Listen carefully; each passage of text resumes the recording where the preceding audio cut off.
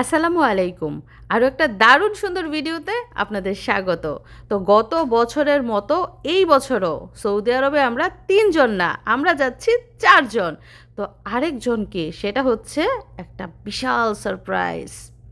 তবে এতটুকু বলতে পারি, আমাদের সাথে যে সৌদি আরবে যাচ্ছে সে ততটা চালাক না। তার মনের ভিতর এত হিংসা নাই। সে অন্যের দেখাদেখি বিলাসিতা করতে চায় না। সে অন্যের পরিবারের সম্পর্কও নষ্ট করে না। আর এতগুলো ভালো দিক থাকার কারণেই কিন্তু তাকেও সৌদি আরব নেওয়া হচ্ছে সুখী বানানোর জন্য। শুধু একজন না, আমাদের মাধ্যমে অনেকেই প্রতিষ্ঠিত হয়েছে, অনেকেই স্বাবলম্বী হয়েছে। আর এই সফলতার কারণে এখন সব অতীত ভুলে গেছে। যাই হোক, যাকে নিয়ে যাচ্ছি সে অতীত ভুলে যায় কিনা সেটার সাক্ষী অবশ্যই আপনারা, কারণ আপনারা প্রথম থেকেই সব কিছু দেখছেন। যাই হোক, এই যে দেখেন আমাদের 4টা পাসপোর্ট রেডি এবং ভিসা টিকিট এগুলো তো আরও 1 সপ্তাহ আগেই রেডি হয়েছে। তো আগেভাগেই টিকিট কাটা হয়েছে, যেহেতু টিকিটের দাম অনেক বেশি। আমাদের 4 জনের মধ্যে 2 জন হচ্ছে অ্যাডাল্ট। এই 2 জনের টিকিট হচ্ছে 1 লক্ষ টাকা করে। আর বাকি 2 জনের মধ্যে একজনের নিয়েছে 75%, আরেকজনের নিয়েছে 25%। তাও টোটাল হিসাব করতে গেলে কয়েক লক্ষ টাকা লেগেছে শুধু টিকিট খরচ। এছাড়া তো ভিসা টিসা আছেই, আনুষঙ্গিক খরচপাতি।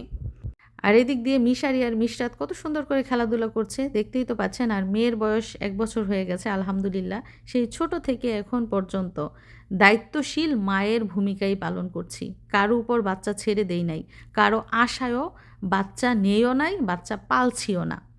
এবং ইনশাল্লাহ ভবিষ্যতেও নিজের বাচ্চা নিজেই মানুষ করতে পারবো। তো এত মানুষের উপকার করার পরেও তারা প্রতিদানে যদিও অকৃতজ্ঞতার পরিচয় দিয়েছে, তারপরেও বারবার কেন মানুষের উপকার করি? এটা আসলে একটা পরীক্ষা। আমরা দেখতে চাই ভবিষ্যতে কে কেমন করে। সবাইকে শুভ সকাল। আরও একটা নতুন সকাল শুরু হয়ে গেছে। যদিও আরও অনেকক্ষণ আগে ঘুম থেকে উঠেছি, উঠে সকালের নাস্তা বানিয়ে ছেলেকে খাইয়ে স্কুলে পাঠিয়ে এই যে এখন আবার ঘরে যাচ্ছি। তো মেয়ে এখনও ঘুম থেকে ওঠে নাই, যেহেতু শীতের সকাল একটু দেরি করে ওঠাই, মানে দেরি করে ঘুম পাড়ায়, এর জন্য দেরি করে ঘুম থেকে ওঠে। তো যে দেখেন বিড়াল গাছে উঠে যেতেছে, গাছ বাইয়া বাইয়া এই যে টিনের সালে উঠবো, ওইটা খটখট খটখট করবো। এই বিড়ালে বাচ্চা ফুটায়, এবার এই ঘরে ফুটাইছে। কিছুদিন আগে এই ঘরে বাচ্চা ফুটাইছে। তারপরে এই যে রান্নাঘরের কারের মধ্যে, মানে সিলিংয়ের উপরে বাচ্চা ফুটায়। বিড়ালে যে কি যন্ত্রণা করে জানেন না বাচ্চা নিয়ে। সবগুলা দেখতেছি তো হৃদয়ের ঘুম থেকে টাইনা তুললা গাছে উড়াই দিতেছে। কি ফারবাস কেন? নারকেল ফারবারি দেয়, ছোট ছোট নারকেল। কি গাছে উঠতেছে? আমরা আগে গাছটা দেখি। এই যে দেখেন, ওমা গোমা, সুপারি গাছ থেকে নারকেল ফারবা? রোদ উঠলে গাছটা শুকাইলে পরে উঠতো। কুয়াশা না থাক, ওষ পড়ছে না, গাছ ভিজা। সাবধানে উঠো। হৃদয় পড়ে গেলাম আমার দোষ না, আমি কয়ে দিই, আমি হৃদয় হুই না রাখো কিন্তু। দাও কোদাল, কিছু লাগবো? আসান যেত না, আসলে আবার পড়ে যাই মনে। সাবধানে ভাইরো।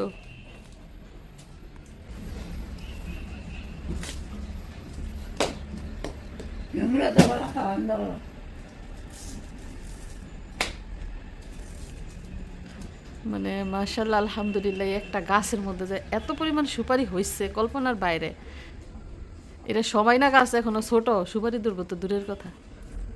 না পারতে পারলে নাইমা যাও, রিক্স নিও না।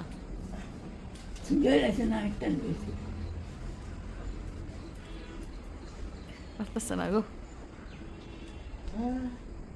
ফইতো না আবার কিন্তু।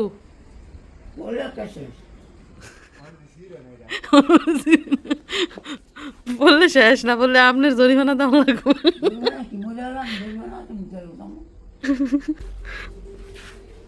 সুপারি কিন্তু খায় না, আমার শাশুড়ি কিন্তু সুপারি খায় না, বুঝছেন নি? সুপারি খালি বিলায়। আমার শাশুড়ি খায় বাজার থেকে কিনা, কাঁচা সুপারি খায় না।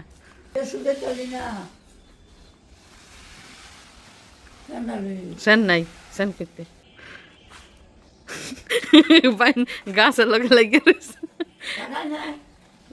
গাছটা যেমন চিকন হৃদয় এমন চিকন।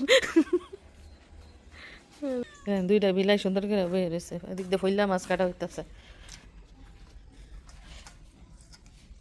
ফইলা মাছ আসলে চিতল মাছের ছোট ভাই, দেখতে অনেকটা চিতল মাছের মতোই কিন্তু সাইজে ছোট আর প্রচুর আষ্টে আর কাটা। ফ্রিজে ছিল মাছ সারা রাত, কালকে সন্ধ্যাবেলা মাছ আনার পরে আর কাটা হয় নাই, ফ্রিজে ছিল। আজকে এখন সকালে কাটা হচ্ছে ফ্রিজ থেকে বের করে।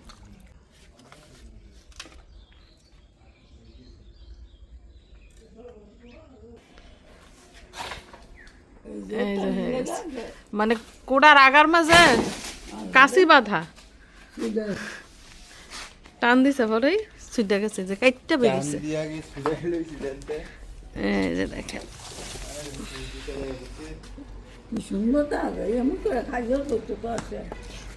আমার শাশুড়ি বলতেছে সুপারি গাছে খাইজর ধরতো, শুনছেন নি কথা?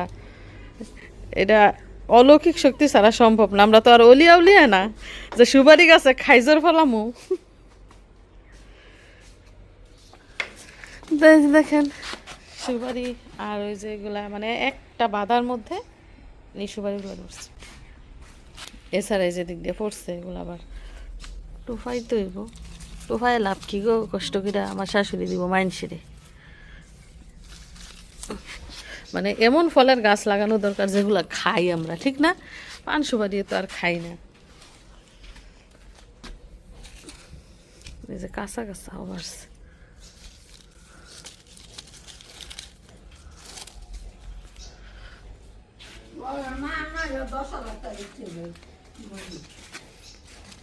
বেশ বই।